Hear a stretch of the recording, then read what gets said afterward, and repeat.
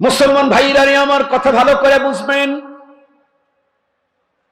এরপরে আরো যদি কোনো রাত্রের প্রয়োজন হয়, আল্লাহ পাকের পয়গম্বর হাদিস শরীফের ভিতরে আরো পূর্ণ দুইটা রাত্রের কথা বলেন। পয়গম্বর বলেন, মান কামা লাইলাতাইল ঈদাইন মুহতাসিবান লাম ইয়ামুত কলবুহু ইয়াওমা তামুতুল কুলুব।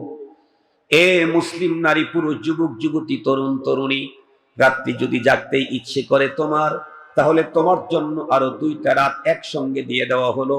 সেই দুই রাত হলো দুই ঈদের রাত্রি। বিশ্ব নবীজি বলেন, দুই ঈদের রাত্রি যারা যাপন করবে, উদযাপন করবে, এই জাতীয় মানুষদের অন্তর, সকল মানুষের অন্তর যেদিন মরে যাবে, দুই ঈদের নাইট উদযাপনকারী মুসলমানের অন্তর সেদিনও মরবে না। মুসলিম তরুণ তরুণী, তোমার কি আরো নাইট জাগতে ইচ্ছে করে? তাহলে পয়গম্বরের কাছ থেকে আরো নাইট নাও। قال رسول الله صلى الله عليه وسلم ما من ايام احب الى الله ان يتعبد। সারা বছরের ভিতরে যত দিন তোমরা ইবাদত করো, এর ভিতরে সবচেয়ে বন্ধুরা আমার আল্লাহ পাকের কাছে অধিক প্রিয় হলো জিলহজ মাসের প্রথম 10 দিনের ইবাদত। এই 10 দিনের ইবাদত আল্লাহ পাকের কাছে কত প্রিয়।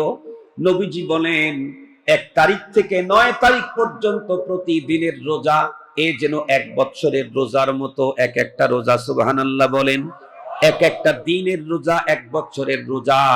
আর 1 তারিখ থেকে 9 তারিখ পর্যন্ত প্রতিটি রাত্রের ইবাদত এ যেন এক একটা লাইলাতুল কদরের ইবাদত। মুসলমান তরুণ তরুণী, যুবক যুবতী, ভালো করে বুঝো, খ্রিস্টানদের আছে হলো সারা বছরের 1 নাইট, তাও আবার ফুল নাইট না, 0 আওয়ার। আমাদের আছে ফুল ফিল, মাগরিব থেকে শুরু করে ফজর পর্যন্ত 13 নাইট। এছাড়া আর কয় নাইট বাকি রইল?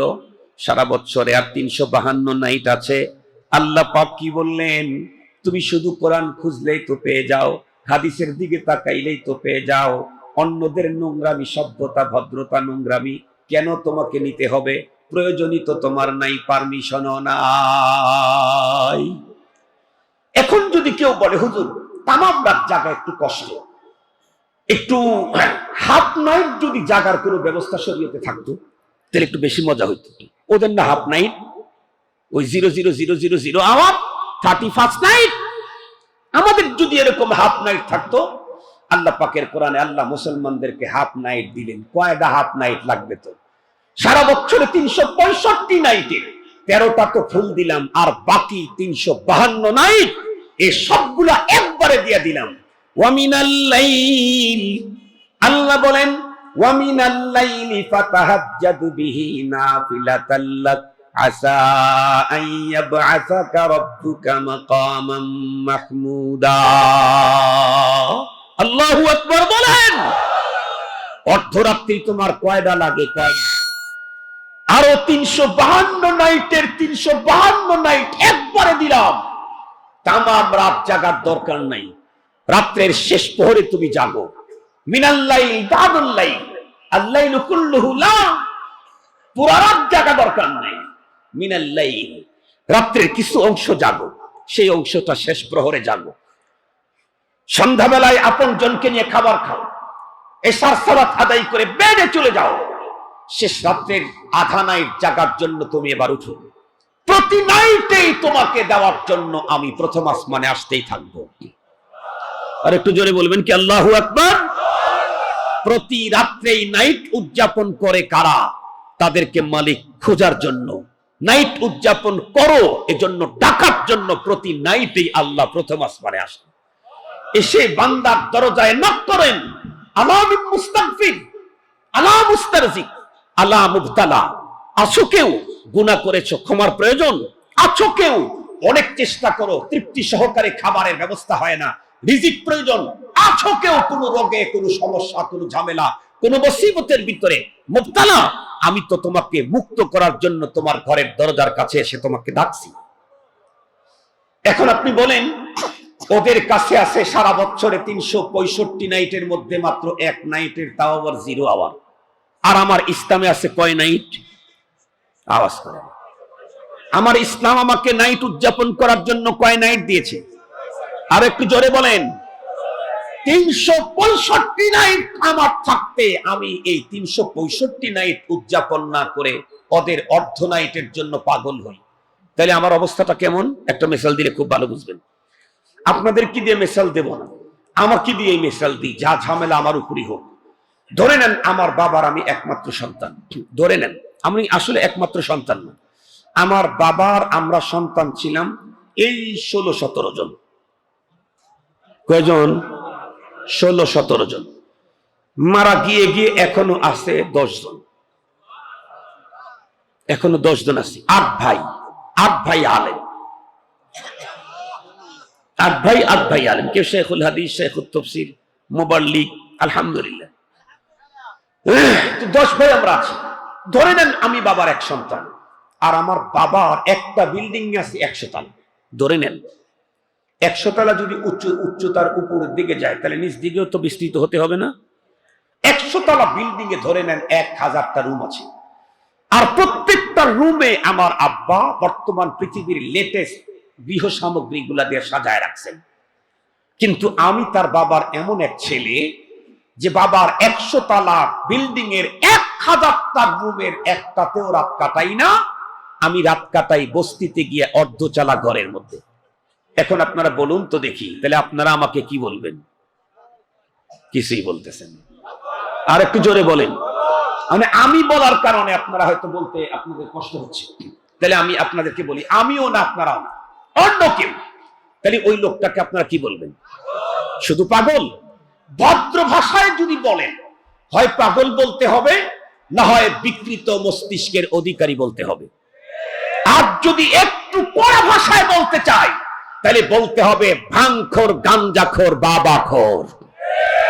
নাইলে নিজের বাবার 100 তলা বিল্ডিং এর 1000টা অন্যতমের ঘর থাকতে ও একটা ঘরেও রাত্রি কাটায় না, বস্তিতে গিয়ে অর্ধচালা ঘরের ভিতরে রাত কাটায়। অবিকৃত মস্তিষ্কের অধিকারী যে সমস্ত মুসলমানেরা ইসলামের দেওয়া 365 নাইটের একটা উদযাপন করে না, 31 নাইট উদযাপন করে, ওরা অবিকৃত মস্তিষ্কের অধিকারী। মুহতারাম হাজিরিন, আপনারা বুঝে থাকলে বলুন, মুসলমানদের জন্য 31 নাইট উদযাপন করার প্রয়োজনীয়তা আছে? আরো জোরে বলেন।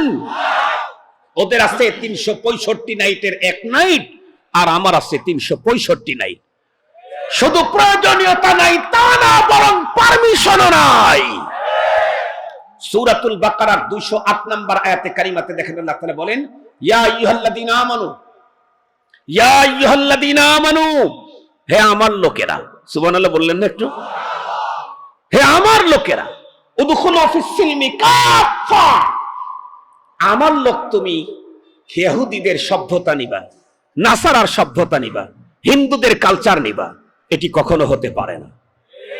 ইয়া আইয়ুহাল্লাযীনা আমানু, আমার লোকেরা, উদখুলু ফিস সিলমি কাফা, 100% ইসলামে ঢুকে যাও।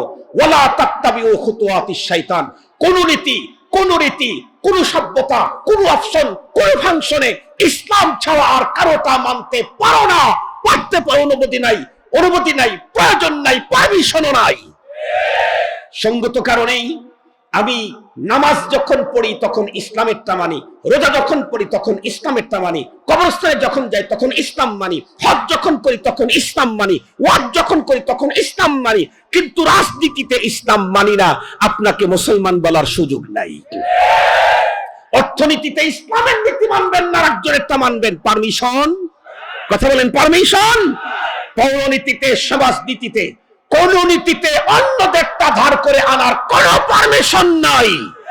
যে বলবে আমি মুমিন, তার জন্য পথ পদ্ধতি একটাই, উদখুলু ফিস সিলমি কাফা ওয়ালা তাত্তাবিউ খুতুওয়াতিশ শাইতান। মনে থাকবে তো ইনশাআল্লাহ? মনে থাকবে তো ইনশাআল্লাহ? যে বলবে আমি মুমিন, তাকে ইসলামের বাইরে যাওয়ার কোনো পারমিশন নাই। আপনি যদি বাংলাদেশের আইডি ব্যবহার করেন, বাংলাদেশের যদি আপনি পাসপোর্ট ব্যবহার করেন, বাংলার আইডি ব্যবহার করবেন, পাসপোর্ট ব্যবহার করবেন, আর দেশের আইন মানবেন না, তা যেমন হতে পারে না। নিজেকে মুসলমান বলবেন আর ইসলামের নীতি মানবেন না, তা হতে পারে না। আল্লাহ তাআলা এই হক কথা বুঝার তৌফিক দান করুন। আর একটু জোরে বলেন, আরো জোরে বলেন। জীবনে সারাক্ষণ সবসময় কার কালচার মানতে হবে, কার সংস্কৃতি, কার চরিত্র, কার স্বভাব? মুহাম্মাদুর রাসূলুল্লাহ সাল্লাল্লাহু আলাইহি ওয়াসাল্লামের লাকাদ কানা লাকুম ফি রাসূলিল্লাহি উসওয়াতুন হাসানাহ। হযরতকে বসায় রেখে পরিপূর্ণতার জন্য দুইটা শব্দ বলেছি, নাইলে তো হযরতদের দোয়ার ফসল হইলাম আমরা, ওনাদের দোয়া ভালোবাসার ফসল হইলাম আমরা। হযরত অনেক কষ্ট করে, আমি শুনেছি যে পথ নাকি ভুল করে অন্যদিকে গিয়েছিল। আমি তখন বলছি, হুজুরকে আনার জন্য লোক কেন যায় নাই? কেন কষ্ট হলো হুজুরের? এই আমাদের এই মুরব্বীদের জন্য আপনারা দোয়া করবেন। আল্লাহ তাআলা যেন যেই মুরব্বীরা দুনিয়া থেকে চলে গেছেন তাদেরকে জান্নাতের আলা মাকাম দান করেন। যেই মুরব্বীরা এখনো বেঁচে আছেন তাদের ছায়া যেন আল্লাহ তাআলা আমাদের উপরে দীর্ঘায়িত করেন। আর একটু জোরে বলেন। শাইখুল ইসলাম দুনিয়া থেকে চলে গেছে, মানুষ হাড়ে হাড়ে টের পাচ্ছে তার অনুপস্থিতির কারণে কি ক্ষতি।